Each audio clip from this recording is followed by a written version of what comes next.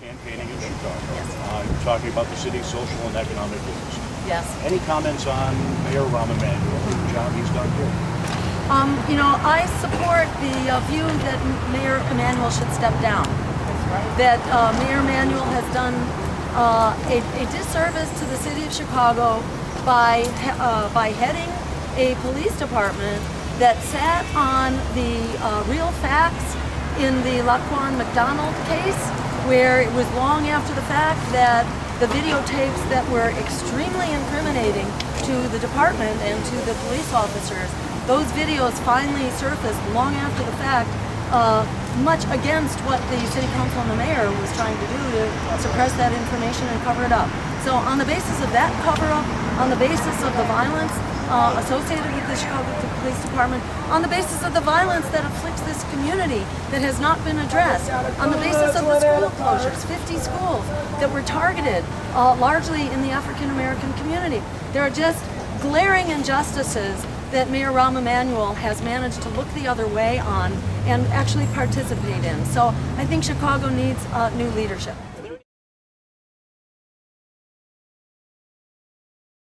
They told me that they need jobs, they need an answer to the violence and the guns that they believe are being supplied to the community, that these guns are being made available through illegal means, and that should be a highest priority for investigating.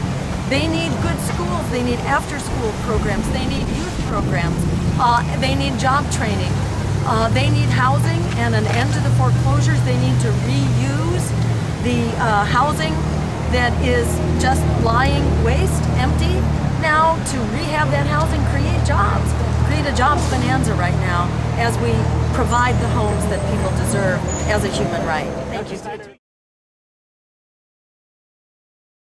It's a very beautiful city, and the people here are amazing. Chicago is such a multicultural city. Chicago is such a wonderful multicultural city. The public spaces of Chicago are magnificent. Chicago has real problems that we are struggling with all over the country, incredible racial and economic inequities and failing school systems. So we got a lot to deal with. I still have some family, some relatives that are living here, and so it's definitely a trip back on memory lane to be here, and I have nothing but wonderful memories. All right.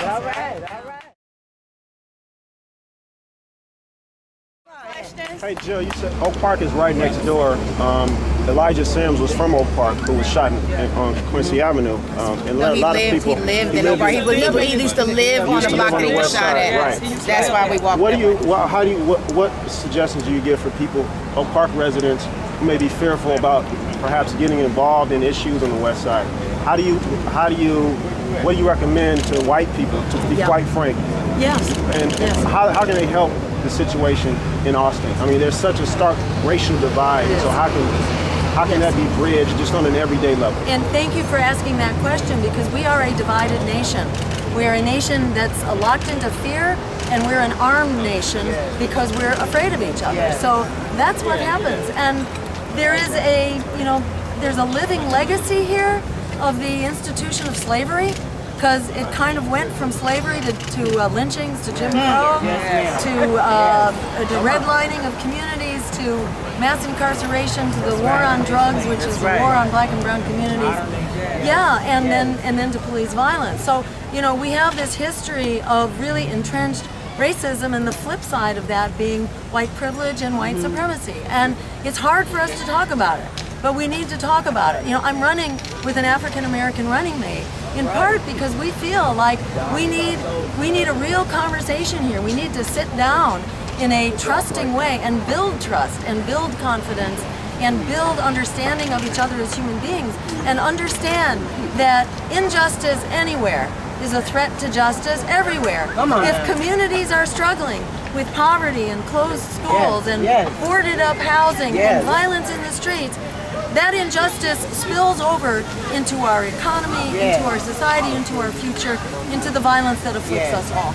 So we gotta get together and rebuild our sense of community. We call for a Truth and Reconciliation Commission so we can actually have a facilitated conversation to rebuild trust and to get on the same page that we are all part of one human family, we have one destiny, and we actually call for paying reparations to the African American community for the incredible burden that has fallen on your shoulders to have built this country with your blood, sweat, and tears.